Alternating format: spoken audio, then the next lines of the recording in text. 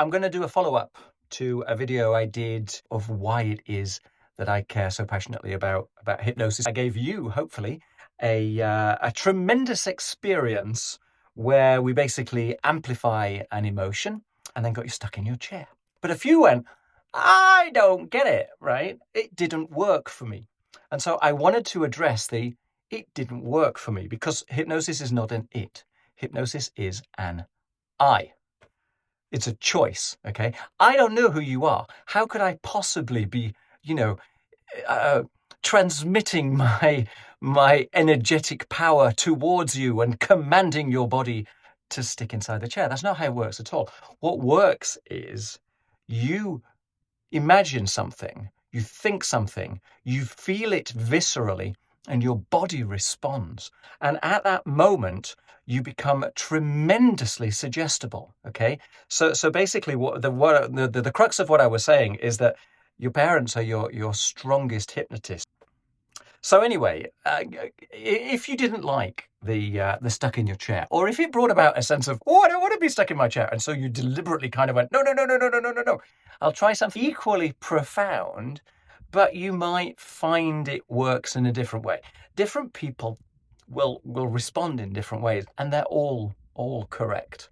Okay, so we'll do it again. Okay, so again, please, this is a hypnotic induction. Do not continue to watch the video or listen to my words whilst driving or whilst operating machinery. Only do so when it is completely and absolutely safe and appropriate.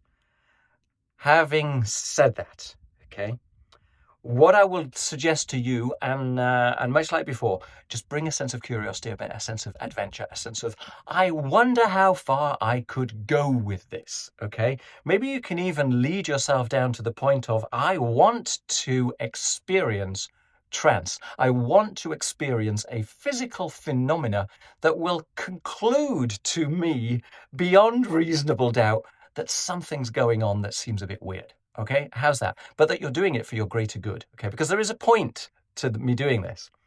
So with that in mind, if you are willing, happy, eager to experience something, whether you're sat down or whether you're laying down, or even perhaps you're standing up, it doesn't matter.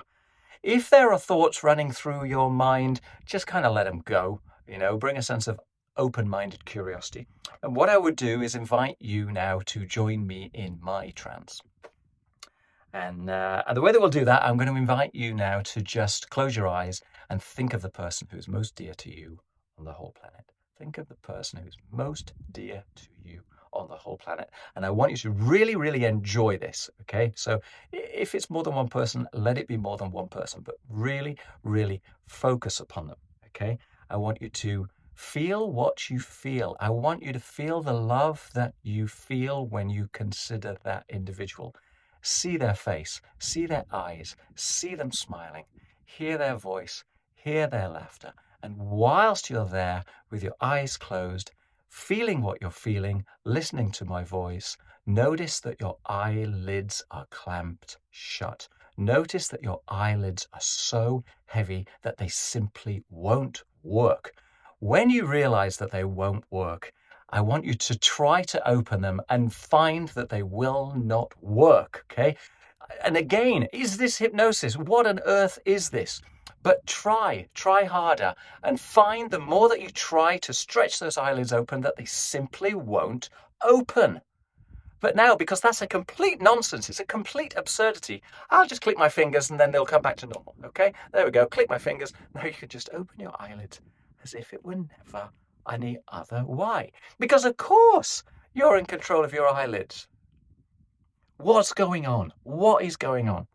The point is, when you feel an emotional jump, something hits you, a shock, you become unbelievably suggestible in that moment.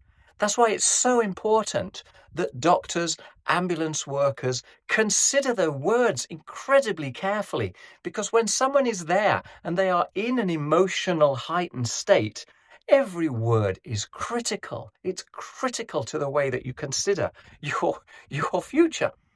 So the point is with that, all the things that we believe are us, all the stories we tell ourselves, all the constraints we put on ourselves, all the fixed ideas that chain us to what we consider to be our capabilities, our fears, our rights, our wrongs, our skills, our weaknesses, all that is complete nonsense. It's all nonsense. Now, obviously, some things like your physical capabilities, there is a limit to how far you can go.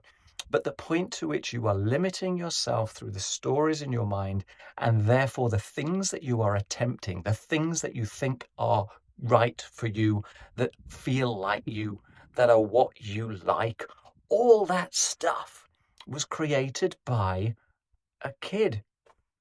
You. The majority of it was created before you were even 7 years old.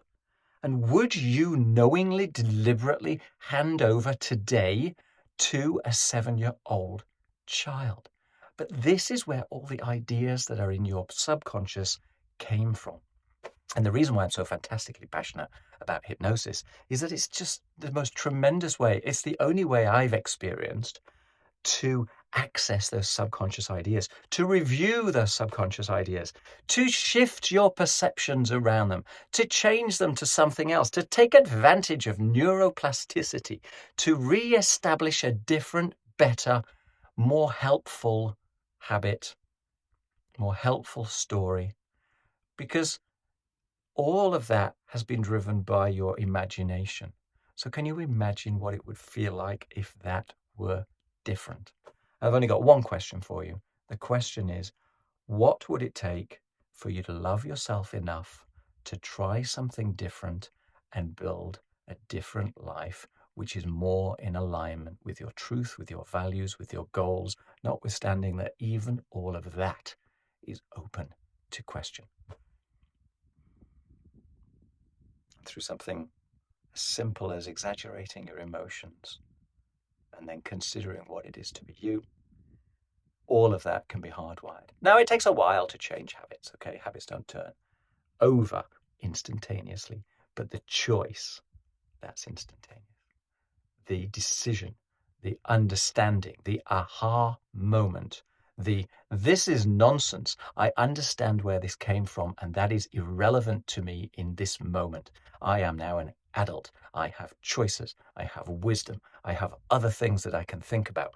My conscious, critical, judgmental mind knows this to be nonsense, and I am now engaging my subconscious to rearrange the bits that have been habituated in a way which made sense at the time, but which, with the fullness of time, turns out to be nonsensical. Yeah. Voila! I hope that's of interest. Yeah, it's just another way of doing it. You can do it by sticking your tongue to the roof of your mouth so that suddenly you can't see your name. You can do it by opening your eyes and seeing things that aren't really there, or not seeing things that are there. There's a thousand different ways, but the point is you're doing this with the power of suggestion from your personal choice, that for a moment you're going to suspend your disbelief and consider that something else could potentially be true.